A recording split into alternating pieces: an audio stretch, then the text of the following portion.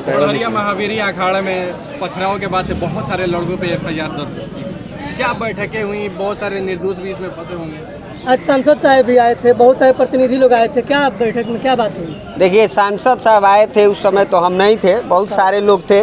मुझे पता था कि यहाँ पे जो भी घटना है उसमें कोई हिंदू नेता या किसी पार्टी कोई सांसद विधायक किसी को कोई मदद करने नहीं जा रहा है, बस आकर के आश्वासन देगा।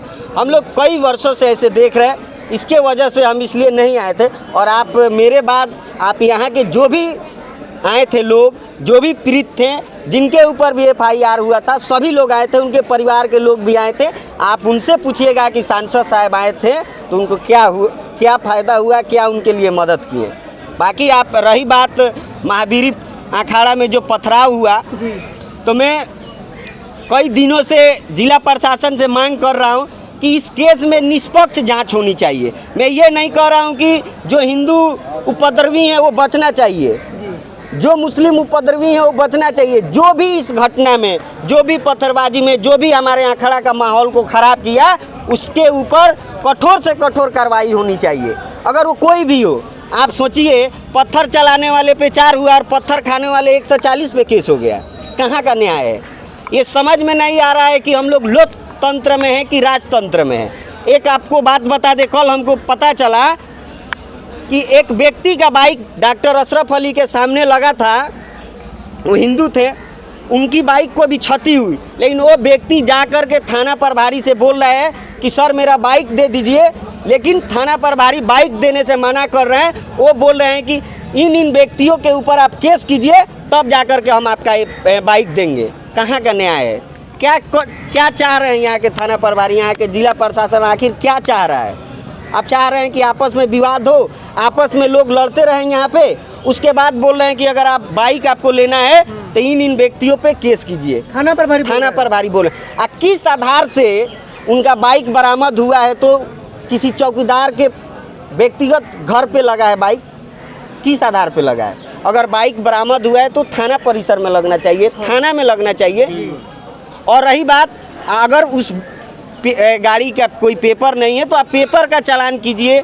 आप कह रहे हैं कि इस व्यक्ति पे केस कीजिएगा तब हम आपका बाइक देंगे। क्या इस तरह की पक्षपात क्यों की जा रही है? जब बाइक पकड़ी गई तो वह थाना में होना चाहिए था, चौकीदार के घर पे क्यों है? वही तो समझ में नहीं आ रहा है कि बड़हरिया थाना का सिस्टम आखिर क्या चल रहा है, आखिर थाना प्रभारी क्या चाह रहे हैं, इस जिला का जिला प्रशासन क्या चाह रहा है, या बिहार सरकार क्या चाह रहा है? वो चाह रहा है कि आपस में हम लोग लड़ते रहे, और प्रशासन भी यही चाह रहा है। वो 140 आदमी का नाम देने का कारण यही है कि छोटे छोटे बच्चों को फंसाया गया है, जिनके घर परिवार में पुलिस प्रशासन नहीं जानते हैं, नहीं थाना आए गए हैं, वैसे व्यक्ति लोगों को फंसाया गया है।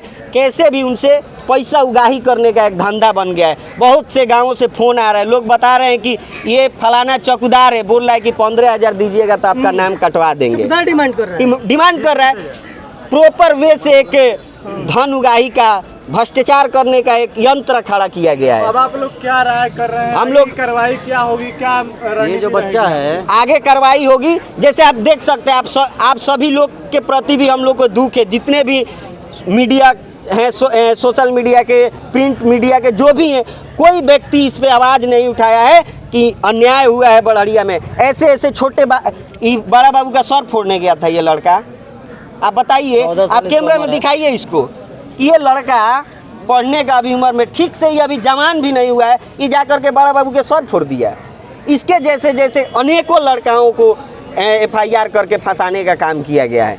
आप जांच कीजिए, अगर आपका सर ईंट से फूटा है तो ईंट चलाने वाले लोग कौन थे? मरे हुए व्यक्ति का भी नाम आया है। मरे हुए 2 व्यक्ति पहले से जेल गए हुए हैं, उस व्यक्ति का भी नाम है। एक व्यक्ति हैं जो अपने परिवार के साथ धार्मिक यात्रा पे गए थे, उनका भी नाम है। हमारे पिपराही गांव पड़ता है, मेरा गांव का आंकड़ा भी नहीं आता है, वहाँ के 9 लड़कों का नाम दिया गया है। कोई जयपुर पड़ता है, कोई दिल्ली पड़ता है। मननपुरा गांव का आंकड़ा नहीं आता है, मननपुरा गांव का लोगों का नाम दिया गया है। आप क्या चाहते हैं? मैं यहाँ के जिला प्रशासन या सरकार से पूछना चाहता हूँ कि आप बड़हरिया को कहाँ ले जाना चाहते हैं? आप चाहते हैं कि हम लोग आपस में लड़ते रहें? ये लगता है कि जो हिंदू वर्ग के लोग हैं, सनातन धर्म के मानने वाले लोग हैं, उनके साथ भेदभाव हो रहा है। कहा जा रहा है, आप लोग कह रहे हैं कि 4 एफआईआर हुआ है, जो दूसरे पक्ष के लोग हैं, और हिंदू जो धर्म के लोग हैं उन पे ज़्यादा हुआ। 140 लोग पे हुआ है। यानी अब साजिश के सोचिए, तहत नाम दिया गया।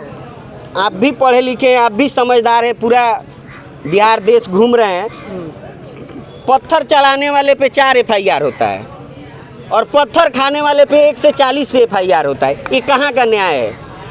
इसलिए अगर निष्पक्ष जांच नहीं होता है तो पूरा बड़हरिया का युवा समाज, हिंदू समाज एकजुट होकर के हम लोग के साथ खड़ा है। अगर न्याय नहीं मिलता है, आज सांसद महोदय जो आए, अच्छा पहल था उनका, लेकिन उनके आश्वासन से, उनके बातों से यहाँ के जनता, यहाँ के लोग संतुष्ट नहीं है। वो बोले कि जा कर के हम SP से बात करेंगे। ठीक है, आप SP साहब से बात कीजिए। ये नहीं कह रहे हैं कि हम दोषी है, मेरा नाम निकाल दीजिए, फलाना दोषी है, इसका नाम निकालिए। जो गलत है उसको सजा दिलवाइए और जो निर्दोष है, जिसका कोई दोष नहीं है, उसको आप उसके केस से नाम निकलवाइए, चाहे जो भी कीजिए। फोटो आपने थाना प्रभारी से मेरी बात हुई थी, जब FIR होने से पहले उन्होंने बताया था कि कार्रवाई होगी, उस व्यक्तियों पे कार्रवाई होगी कि जो उपद्रवी है, CCTV फोटो से चिन्हित करके कार्रवाई किया जाएगा। आपने क्या चिन्हित किया? पहले से 2 लोग जेल है, कोई लोग बाहर है, कोई पढ़ने के लिए बाहर है, कोई मेला भी नहीं गया है, वैसे वैसे व्यक्तियों को आपने FIR में नाम जोड़ दिया। और थाना प्रभारी भी पक्षपात किए हैं, किसको बचाना है, किसके ऊपर केस करना है, उनका भी ये साजिश है। ऐसे ऐसे लोगों को उन्होंने नाम दिया है जो आवाज़ नहीं उठा सकते हैं। हम लोग जैसे व्यक्ति का भी नाम नहीं है केस में नाम नहीं है। हम लोग उस घटना में थे भी नहीं, लेकिन मेला में हम थे। लेकिन मेरे गांव के बहुत सारे लड़के मेला में नहीं थे, उनका नाम था। मेरा केस में नाम इसलिए नहीं दिया गया कि ये कोई बोल नहीं सके, कोई खुल के बोल नहीं सके। जो लोग भी जनप्रतिनिधि हैं बड़हरिया के बोलते थे, उनका भी केस में नाम नहीं है, इसलिए वो लोग नहीं बोल रहे हैं। उनको लग रहा है कि अरे मेरा नाम थोड़ी है, गरीब गुरबा बिजनेसमैन, पढ़ने लिखने वाले लोग परेशान हैं, उनका नाम है। आज आप सैकड़ों को भीड़ देख रहे हैं, ऐसा थोड़ी है कि लोग बेरोजगार हैं। सभी लोग अपना काम धाम छोड़ करके न्याय के लिए आया है, लेकिन उनको न्याय छोड़िए, उनको एक बढ़िया से आश्वासन नहीं मिल रहा है कि चैन से अपने घर पे जाके भोजन करे। सामाजिक कार्यकर्ता हैं, वो लोग भी इसमें नहीं बोल रहे हैं, तो ये फिर मामला कैसे हल होगा? बहुत सारे 2000 लोगों पे अज्ञात पे FIR होना है। चुनाव आता है तो हिंदू तो बहुत सारे नेता पैदा हो जाते हैं बड़हरिया में। देखिए, क्यों नहीं बोलने का कारण मैं आपको बता दूं कि उनके ऊपर FIR नहीं हुआ है। वो कब बोलेंगे? जब उनके ऊपर भी FIR होगा। उनको लगता है कि समाज पे हुआ है, गरीब बच्चों पे हुआ है, पढ़ने वाले लिखने वाले युवाओं पे हुआ है, तो क्यों बोलेंगे? इसलिए हम लोग इस लड़ाई को मजबूती के साथ लड़ेंगे। एक हम लोग शांत थे इसलिए कि सांसद महोदय आने वाले हैं, कुछ ना कुछ निर्णय लेंगे, लेकिन उनके निर्णय से मुझे नहीं लग रहा है कि यहाँ के कोई आम जनता खुश है।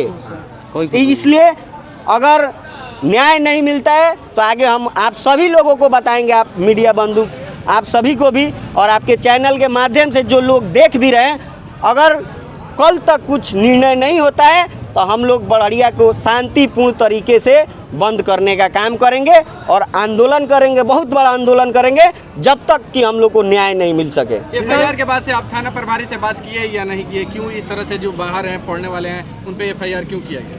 उनसे मैं इसलिए नहीं बात किया कि वैसे व्यक्ति से बात करना मुझे जहाँ तक लग रहा था कि ठीक नहीं है। जब उन्होंने बताया कि हम जो दोषी है उन पे कार्रवाई करेंगे, लेकिन उसमें दोषी एक भी लोग नहीं बचा। जितने निर्दोष लड़के थे उनको फंसाया गया था। इसके वजह से मैंने बात उनसे नहीं किया और आगे भी हम नहीं करेंगे। बात करना होगा तो जिला प्रशासन से किया जाएगा। बाकी इसके लिए हम लोग को DIG DGP के पास भी जाना पड़ेगा, तो हम लोग जाने के लिए तैयार है। वैसी हमारी योजनाएँ बन गई है। और पहली बात ये हम बता दे रहे हैं आप सभी को कि आप सभी के सहयोग से अगर ज़रूरत पड़ा तो बड़ा बाबू के ऊपर हम लोग हाई कोर्ट से FIR भी करेंगे। बड़ा बाबू के ऊपर करेंगे, हाई कोर्ट से FIR करेंगे हम लोग कि अगर आप ये लोकतंत्र है, राजतंत्र नहीं है कि आप जो चाहें बिल्कुल उठा रहे हैं। वर्दी का फायदा, गलत फायदा उठा रहे हैं। आप देखिए कि उस व्यक्ति के अंदर एक मैंने पोस्ट भी किया था कि सर कम से कम वर्दी का नहीं तो अपने खून का तो शर्म कर लेना चाहिए। आपके खून बहा था तो खून बहा था, जो खून बहाया था उसको कार्रवाई करना चाहिए था। आपके वर्दी में कलम में आपका पावर था, लेकिन आपने क्या किया, वहाँ पैसा लेकर के कि किसके दबाव में, कि साजिश के तहत आपने ऐसे ऐसे छोटे छोटे बच्चों को फंसाने का काम किया है। भगवान भी देख रहे हैं। बाकी हम लोग जहाँ तक होगा वहाँ तक लड़ेंगे। हिंदू समाज के लिए हम लोग संघर्ष कर रहे हैं, आगे भी करेंगे। ओके, बहुत बहुत धन्यवाद।